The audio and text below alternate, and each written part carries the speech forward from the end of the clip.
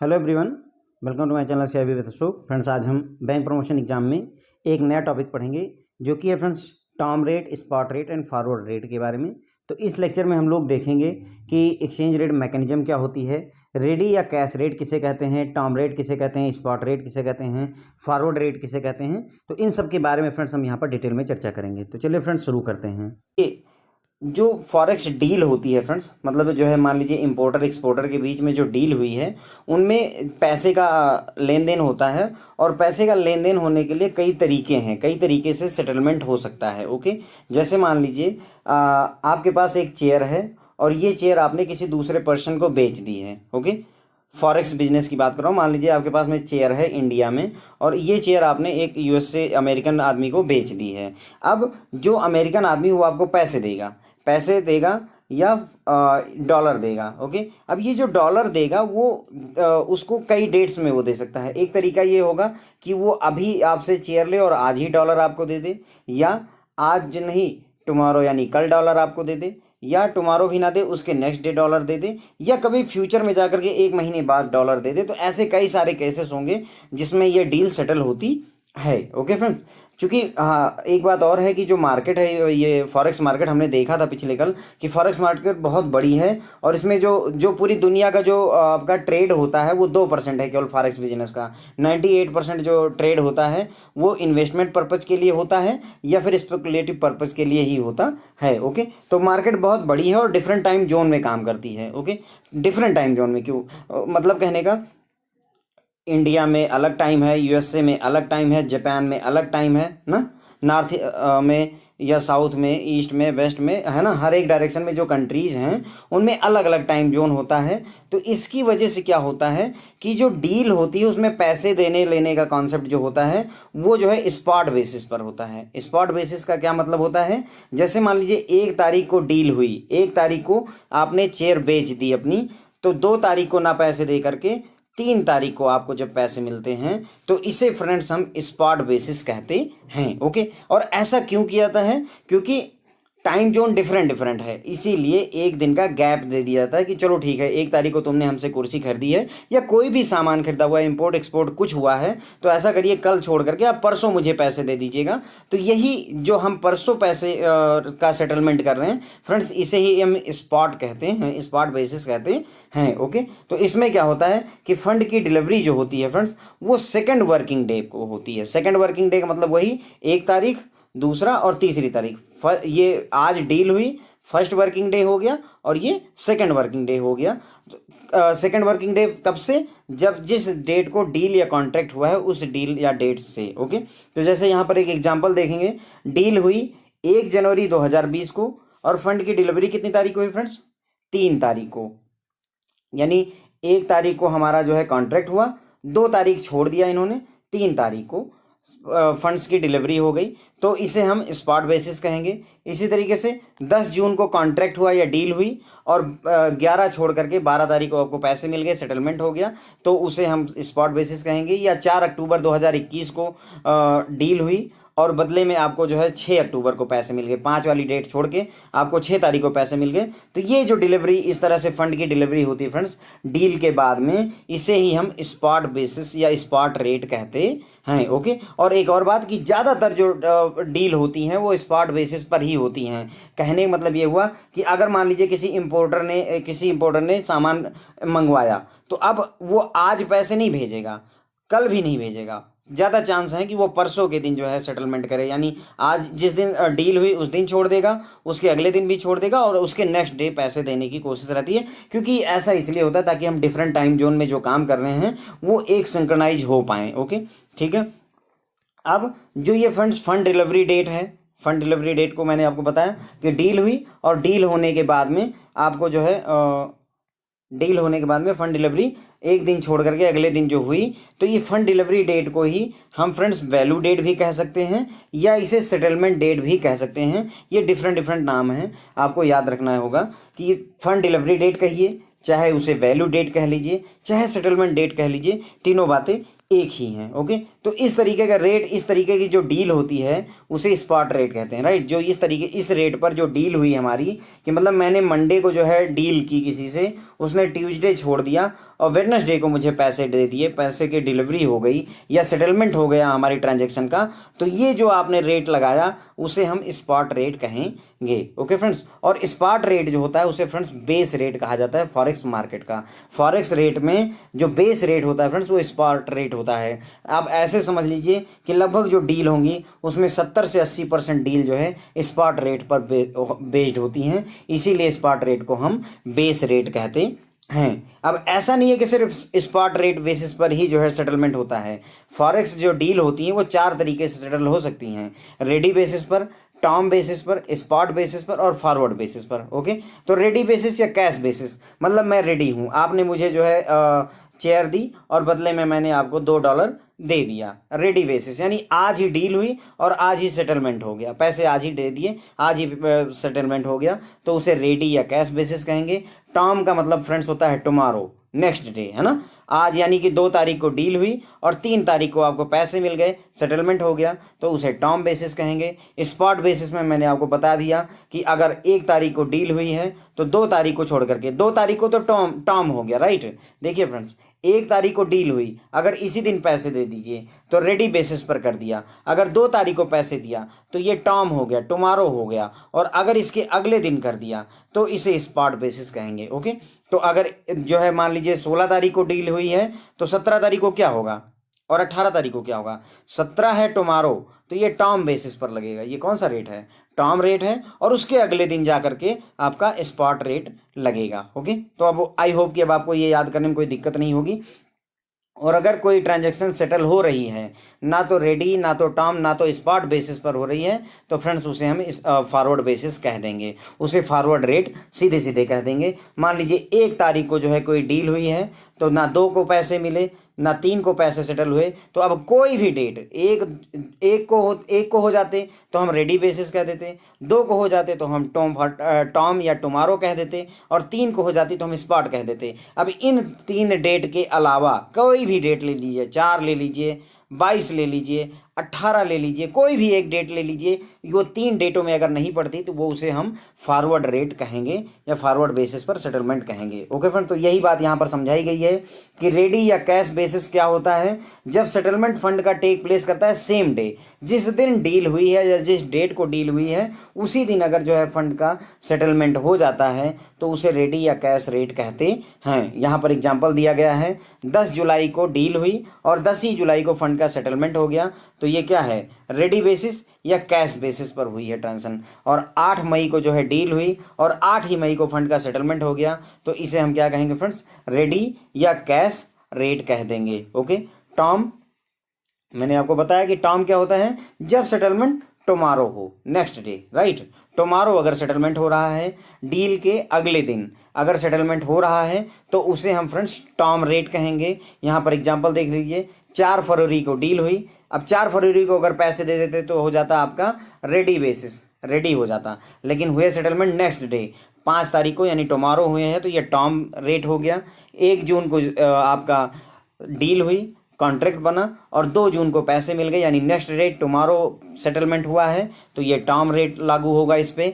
1 अप्रैल को जो है आपका डील हुई या कॉन्ट्रैक्ट बना और 2 अप्रैल को आपको पैसे यानी टुमारो पैसे मिल गए, तो ये टर्म रेट यहाँ पर अप्लीकेबल होगा फ्रेंड्स। ओके, अब यहाँ पर कुछ कंडीशंस भी होती हैं फ्रेंड्स। ओके, जैसे अब आप टर्म रेट कह रहे हो कि 1 अप्रैल को मेरा सेटलमेंट हुआ और 2 तारीख को मुझे पैसे 1 तारीख को डील हुई और 2 तारीख को मुझे पैसे मिल गए, लेकिन कई बार ऐसा होगा कि हो सकता है 2 तारीख को छुट्टी हो, फिर क्या होगा, या 2 तारीख को सैटरडे पड़ गया और 3 को संडे पड़ गया, उस केस में क्या होगा। तो देखिए फ्रेंड्स, होता क्या है, जब मान लीजिए आज आपकी डील हुई, 1 अप्रैल को डील हुई और मान लीजिए इंडिया और यूएसए के बीच में, लोगों के बीच में हुई है, इंडिया का इंपोर्टर है और यूएसए का एक्सपोर्टर है, इसके बीच डील हुई और हुआ कि हम टर्म बेसिस पर आपको पेमेंट करेंगे।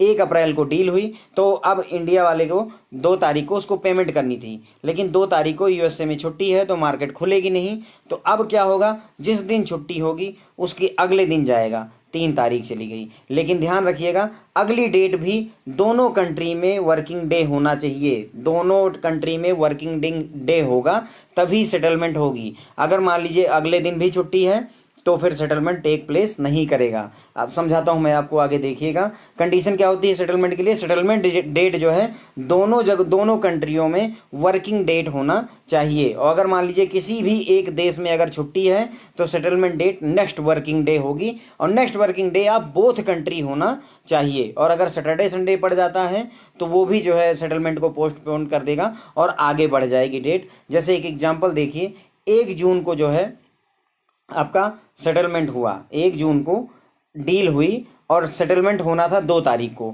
लेकिन 2 तारीख को इंडिया में हॉलीडे पड़ गया, तो एक्चुअल सेटलमेंट अब 2 तारीख को ना हो करके है तो टर्म बेसिस हो जाना चाहिए था इसको टुमारो, यानी एक के बाद 2 को हो जाना चाहिए था, पर अब छुट्टी पड़ गई तो उसमें सेटलमेंट कैसे होगा?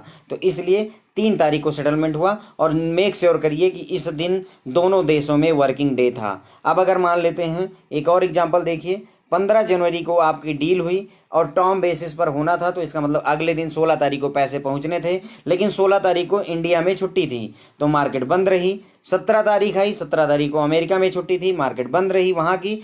अब एक्चुअल सेटलमेंट जा करके 18 तारीख को टेक प्लेस लेगा, जब दोनों देश में, यूएस में और इंडिया दोनों में मार्केट वर्किंग कर रही होंगी। ओके फ्रेंड, तो ये ध्यान रखिएगा कि चाहे जो भी टर्म बेसिस हो, स्पॉट बेसिस हो या फॉरवर्ड बेसिस हो, अगर छुट्टियां पड़ जा रही हैं तो सेटलमेंट तभी होगी जब जो है दोनों देश वर्किंग में होंगे। आई होप कि अब आपको ये क्लियर हो गया होगा कि अगर हॉलीडे पड़ता है तो उससे कैसे जो है डेट को सेटल किया जाएगा। ओके, स्पॉट बेसिस का आपको पता है कि अगर सेकंड वर्किंग डे को जो है कॉन्ट्रैक्ट या डील के सेकंड वर्किंग डे को अगर फंड्स का सेटलमेंट होता है तो फ्रेंड्स उसे हम स्पॉट बेसिस कहते हैं। जैसे 1 जनवरी को डील हुई, 2 तारीख को छोड़ दीजिए, क्यों? क्योंकि 2 को तो टर्म है, टुमारो है ना, तो 3 तारीख को अगर डिलीवरी हो गई तो ये स्पॉट बेसिस रेट लगेगा यहाँ पर। 10 जून को आपका कॉन्ट्रैक्ट हुआ और 12 जून को जो है पैसे मिले। 10 जून को कॉन्ट्रैक्ट हुआ, 11 को पैसे नहीं मिले, 11 को मिलते तो हम इसे टर्म रेट पर अप्लाई करते हैं, लेकिन 12 को पैसे मिले इसलिए ये स्पॉट रेट है। 4 अक्टूबर को डील हुई और 5 अक्टूबर को छोड़ करके 6 अक्टूबर को पैसे मिले, तो ये आपका फ्रेंड्स स्पॉट रेट होता है। ओके, तो आई होप कि अब आपको ये क्लियर हो गया होगा कि रेडी, टर्म और स्पॉट रेट क्या होते हैं और ये कैसे काम करते हैं। फ्रेंड्स देखिए, यहाँ पर जो रेडी या टर्म या स्पॉट रेट बता रहा हूँ मैं, यहाँ पर एक बात समझिएगा कि अगर इसमें फ़र्क क्या होता है।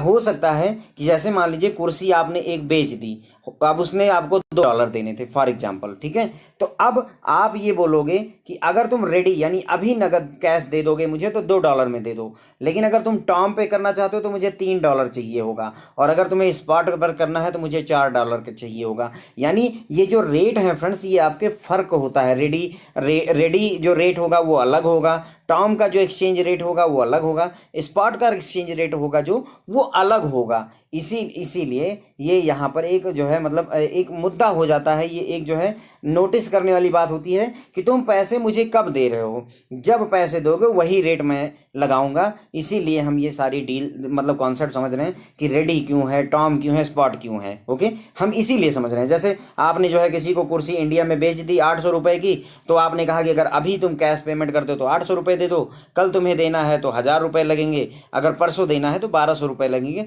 अगर इस तरीके के हम शर्त मतलब एक कंडीशन लगा दें तो वही यहाँ पर फॉरेक्स मार्केट में यही वाला काम हो रहा है फ्रेंड्स। ओके, तो आई होप कि अब आपको और ज़्यादा ये क्लियर हुआ होगा। तो देखिए, जैसे अब यहाँ पर तीनों एक साथ देखते हैं। डील हुई 1 जनवरी को, 1 ही जनवरी को पेमेंट कर दी गई तो रेडी रेट लगेगा, जो रेडी वाला रेट होगा वो हम पे करेंगे।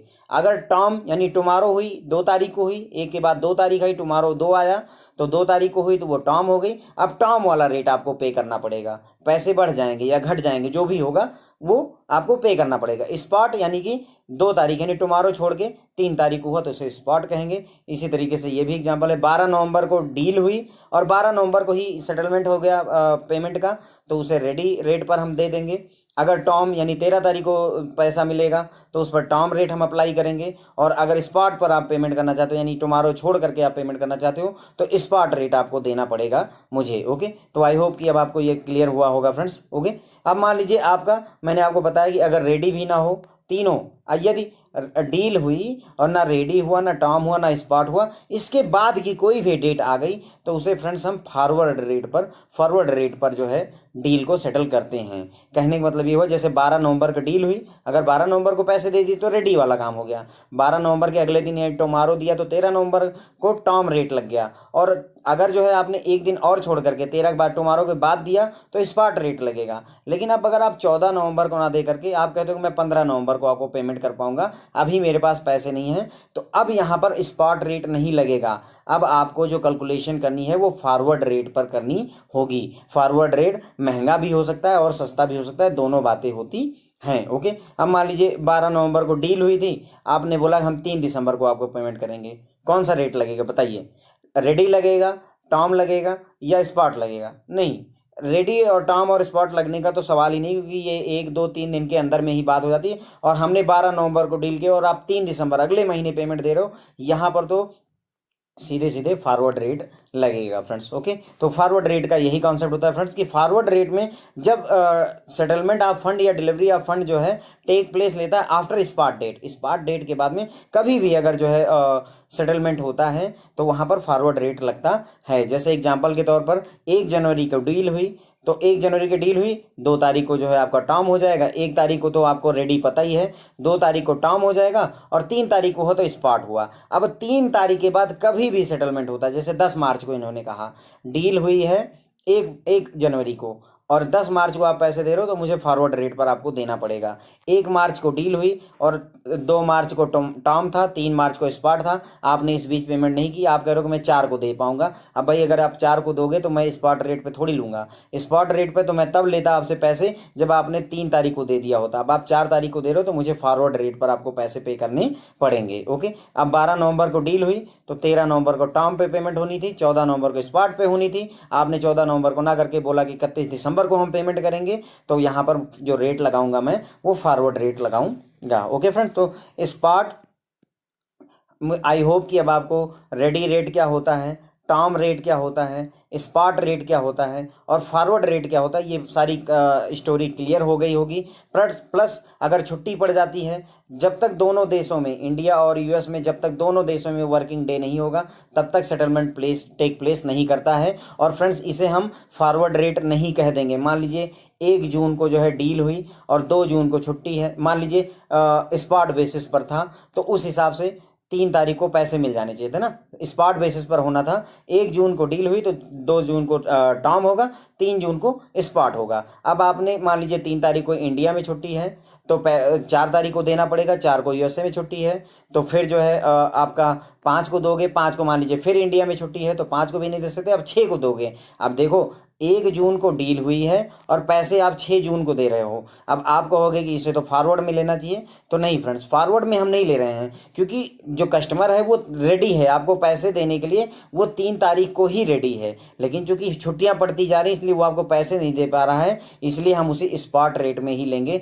फॉरवर्ड रेट में उसे नहीं लेंगे। फॉरवर्ड रेट में हम तब लेंगे जब वो स्पेसिफिकली, मतलब विशेष तौर पर वो कह ही दे। जैसे ये 1 मार्च को डील हुई और उसने कह दिया कि मैं 4 मार्च को ही दूंगा। यदि उसने कहा होता कि मैं आपको 3 मार्च को दूंगा तो मैं स्पॉट रेट लगा देता, भले ही 3 मार्च को छुट्टी होती और मैं 4 मार्च को पैसे पाता, 4 को भी छुट्टी होती, 5 को पैसे पाता, पर मैं स्पॉट रेट पर ही वो सेटलमेंट करता। लेकिन छुट्टी ना होने की वजह से मुझे 3 को मिल गया है। ओके, तो ध्यान रखिएगा, ये मत कर दीजिएगा कि अगर जो पहले से डिसाइड हो गया कि मुझे स्पॉट पर लेना है, अगर हॉलीडे पड़ जाता है तो रेट वही लगाएंगे, चाहे 1 2 दिन आगे पीछे हो जाए। ओके फ्रेंड, अब यहाँ पर हम फॉरवर्ड रेट और स्पॉट रेट के बीच में विशेष कनेक्शन पढ़ेंगे। ओके फ्रेंड, देखिए मैंने आपको बताया कि जो स्पॉट रेट होता है उसे बेस रेट कहते हैं, या जो मैक्सिमम ट्रांजैक्शन सेटलमेंट होते हैं या मैक्सिमम जो कोटेशन होती हैं वो स्पॉट रेट पर ही होती हैं। तो स्पॉट रेट और फॉरवर्ड रेट ही ज़्यादा यूज होंगे फ्रेंड, ध्यान रखिएगा। रेडी वाली पेमेंट बहुत कम होती है, टर्म वाली भी बहुत कम होती है, क्योंकि हम डिफरेंट टाइम जोन में काम करते हैं, इसलिए सभी लोगों को स्पॉट रेट ज़्यादा पसंद आता है कि ठीक है आज 1 को डील कर लो, 2 तारीख को भी नहीं है मान लो, है ना, 3 तारीख को सीधे सीधे पैसे देने, तो हर एक को टाइम मिल जा रहा है, तो इसलिए स्पॉट रेट जो है दुनिया में ज़्यादा फेवरेट माना जाता है। ओके, तो इसीलिए स्पॉट रेट और फॉरवर्ड रेट इन दोनों के बारे में हम विशेष तौर पर पढ़ेंगे। तो देखिए फ्रेंड्स, कोटेशन जो कोट करते हैं कि यूएसए और इंडियन आईएनआर में जो कोट आएगी तो वो बोलेंगे कि हम एक जो है यूएसडी या $1 के बदले में 68 रुपये 10 पैसे देंगे। मतलब कहने का जो दाम जब लिखा जाता है तो ऐसे लिखा जाता है, कहने का मतलब यह है कि कोट जो किया जाता है वो ऐसे कोट की जाता है। और GBP ग्रेट ब्रिटेन पाउंड और यूएसडी के बीच में, यूनाइटेड स्टेट डॉलर के बीच में जो कोटेशन आई, आपको बताया गया कि एक आपका ब्रिटेन पाउंड जो है उसके बदले में 1.2180 USD आपको दी जाएगी। ओके फ्रेंड्स, इसी तरीके से यूरो और अमेरिकन डॉलर के बीच में कोटेशन आई कि 1 यूरो के बदले में आपको इतनी USD मिलेंगी। एक बात यहाँ पर ध्यान रखेंगे फ्रेंड्स कि जो यहाँ पर कैलकुलेशन होती है वो डेसिमल के 4 प्लेस तक होती है, 2180। अब जैसे पहले वाला जो दिया हुआ है, देखिए यहाँ पर डेसिमल के 4 प्लेस, यहाँ पर भी डेसिमल के 4 प्लेस। यहाँ पर अगर आप चाहो तो अपनी तरफ से दो जीरो और ऐड करके डेसिमल के 4 प्लेस तक लिखते हैं। कोटेशन जो होती है फ्रेंड्स वो डेसिमल के 4 प्लेस तक होती है, क्योंकि जो डिफरेंस होता है वो बहुत माइनर्स होता है। जैसे GBP वाला एग्जाम्पल ले लीजिए, कई बार क्या होगा कि 2182 देख रहे हैं, यहाँ 80 है और यहाँ 82, इतने का भी डिफरेंस बहुत बड़ा अंतर वहाँ पे जब अमाउंट ज़्यादा हो तो बहुत बड़ा अंतर खड़ा कर देता है। इसलिए जो कैलकुलेशन होती है यहाँ पर फॉरेक्स में वो डेसिमल के 4 प्लेसेस तक होती है। ओके, अब मैंने आपको बताया कि जो फॉरेक्स मार्केट होती है इसमें जो सारे रेट जो जनरली कोट किए जाते हैं वो स्पॉट रेट पर किए जाते हैं। स्पॉट रेट का अब आपको अच्छे से आइडिया हो चुका है।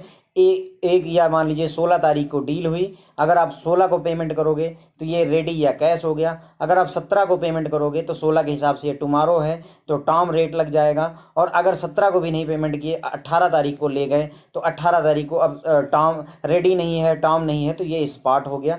एक दिन छोड़ करके नेक्स्ट वर्किंग डे पे, है ना। और अगर 18 तारीख के बाद कभी भी सेटलमेंट होती है तो उसे फ्रेंड्स हम फॉरवर्ड रेट पर सेटल करते हैं। तो फॉरेन एक्सचेंज में जो ज़्यादातर कोट आती हैं वो जनरली स्पॉट रेट की आती हैं। और जो फॉरवर्ड रेट होता है वो जनरली जो है स्पॉट रेट से अलग होता है। और ऐसा क्यों होता है, ये कह रहे हैं कि जो फॉरवर्ड रेट होगा, यानी कहने का मतलब अगर मान लो 1 तारीख को डील हुई और आपको 3 तारीख को स्पॉट रेट पर मान लीजिए 65 रुपये, $1 के 65 रुपये पड़ने थे। अब आपने कहा कि नहीं मैं 3 तारीख को ना दे करके 20 तारीख को दूंगा, तो अब आपको फॉरवर्ड रेट पे देना पड़ेगा। तो हो सकता है कि आपको 64 रुपये 80 पैसे देने पड़ जाएं, या हो सकता है आपको 66 रुपये देने पड़ जाएं, है ना। मतलब कहने का कि जो ये रेट है स्पॉट रेट और जो फॉरवर्ड रेट है ये सेम नहीं होते हैं।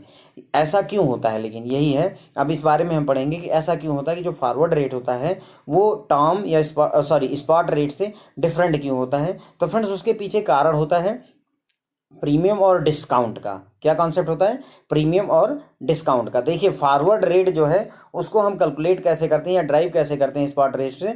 तो फॉरवर्ड रेट बराबर होता है स्पॉट रेट में प्रीमियम आप जोड़ दीजिए, या इस फॉरवर्ड रेट में स्पॉट रेट में से डिस्काउंट को घटा दीजिए, तो जो आपका निकल कर आता है उसे ही हम फ्रेंड्स फॉरवर्ड रेट कहते हैं। ओके, तो अब कहने का मतलब ये हुआ कि अगर मुझे जो है फॉरवर्ड रेट स्पॉट रेट दिया है मान लीजिए 66, $1 बराबर 66 रुपये दिया हुआ है मान लेते हैं, क्या स्पॉट रेट दिया हुआ है। और बोल रहे हैं कि आगे जा करके जो करेंसी होगी वो प्रीमियम हो जाएगी, मान लीजिए ये 12 पैसे बढ़ जाएगी, तो जो स्पॉट आपका फॉरवर्ड रेट होगा वो 66 रुपये 12 पैसे हो जाएगा। और अगर ये कहा जाए कि अभी डॉलर जो है 66 रुपये का है और आगे जा करके जो करेंसी है जो डॉलर है वो डिस्काउंट पर अवेलेबल है 10 पैसे डिस्काउंट पर, तो अब आप इसमें से इसको 10 पैसे घटा दोगे तो ये आपका 65.90 पैसे, इतने पैसे में आपको $1 मिल जाएगा फ्रेंड्स। ओके, तो ध्यान रखेंगे कि जो प्रीमियम होता है उसे स्पॉट रेट में ऐड करते हैं और जो डिस्काउंट होता है उसे स्पॉट रेट में सब्सट्रैक्ट करते हैं या घटा देते हैं, तब हमें मिलता है उसकी वैल्यू। ओके, प्रीमियम का क्या मतलब होता है ये भी हम समझेंगे, डिस्काउंट का क्या मतलब वो भी हम समझेंगे। इफ़ प्रीमियम के बारे में जानेंगे, if the forward value of currency is higher than the spot यानी present value, then currency is said to be at premium. कहने का मतलब यदि आगे जा करके फॉरवर्ड वैल्यू 3 दिन के बाद, है ना, 1 तारीख को डील हुई, 2 तारीख को नहीं, तीसरी तारीख को आपको पैसे स्पॉट रेट पे मिलने थे, लेकिन इसके बाद कभी भी, तो ये फॉरवर्ड रेट हो गया आपका। अगर जो है किसी करेंसी की फॉरवर्ड वैल्यू वो ज़्यादा है किससे, स्पॉट वैल्यू से, यानी अभी की वैल्यू से। अगर मैं स्पॉट पर सेटल करता तो मुझे 66 रुपये देने थे, लेकिन आगे जा कर के मुझे ये जो है 67 रुपये देने पड़ रहे हैं फॉरवर्ड में। तो अगर ऐसा हो कि मतलब जो है अब जो प्रेजेंट वैल्यू है उससे ज़्यादा दाम पर फॉरवर्ड रेट में उस करेंसी की वैल्यू हो जाए, तो हम कहेंगे कि जो ये करेंसी है वो प्रीमियम पर है। क्या बोलेंगे कि करेंसी प्रीमियम पर है।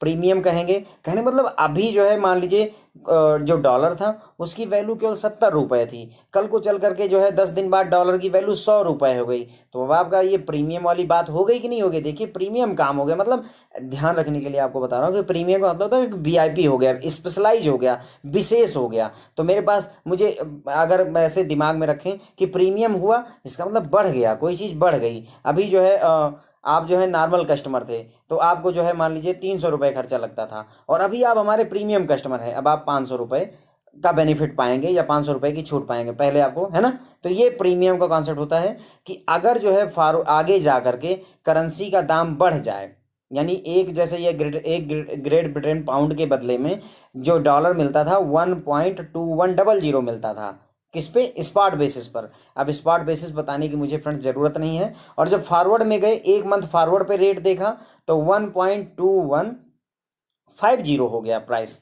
तो अब आप बताइए क्या जो है मतलब आपका ये पाउंड की जो वैल्यू है वो घटी है या बढ़ी है। तो देखो फ्रेंड्स, पहले 2100 था, अभी 2150 है, तो बढ़ गई है। तो बढ़ गई है इसका मतलब अब पाउंड जो है आपका प्रीमियम पर अवेलेबल है। और प्रीमियम कितना अवेलेबल है, तो यही कहेंगे कि जो ग्रेट ब्रिटेन पाउंड है वो डियरर है, कास्टलियर है, महंगा है 1 मंथ फॉरवर्ड जा करके। और जो प्रीमियम है वो इसको इसमें से घटा दीजिए, कितना बढ़ा, 0.0050 बढ़ा है। तो वही इतना ही प्रीमियम ये जो है बढ़ा हुआ है। ओके फ्रेंड, तो प्रीमियम का क्या मतलब होता है अगर हम समझें कि अगर जो है अभी जो वैल्यू है उससे फॉरवर्ड रेट में जा करके, अगर फॉरवर्ड में जा करके वैल्यू बढ़ जाती है करेंसी की, तो हम उसे प्रीमियम पर कहेंगे। और प्रीमियम फॉरवर्ड, इस केस में फॉरवर्ड रेट निकालने के लिए हम स्पॉट रेट में प्रीमियम को ऐड कर देते हैं। ओके, जैसे अभी 66 रुपये का $1 है और आगे जा करके जो प्रीमियम है 2 रुपये बढ़ जाता है, तो आगे जा करके ये 68 रुपये में $1 ही आपका 68 रुपये में अवेलेबल होगा। तो ये जो कॉन्सेप्ट हमने समझा ये प्रीमियम का कॉन्सेप्ट हो गया फ्रेंड्स। ओके, डिस्काउंट के केस में क्या होगा, अगर फॉरवर्ड वैल्यू किसी करेंसी की चीपर हो जाए, कम हो जाए, किससे, स्पॉट वैल्यू से, प्रेजेंट वैल्यू से अगर फॉरवर्ड वैल्यू कम हो जाए तो उसे हम कहेंगे कि ये करेंसी डिस्काउंट पर है। कहने का मतलब ये हुआ, मान लीजिए अभी जो है इंडियन डॉलर था वो 70 रुपये में अवेलेबल था, और कुछ दिन आगे जा करके डॉलर जो है आपको मान लीजिए 65 रुपये का हो गया। तो अब देखिए, आप 70 रुपये का था और अभी मार्केट की कंडीशन बदली और डॉलर जो है 65 रुपये का हो गया।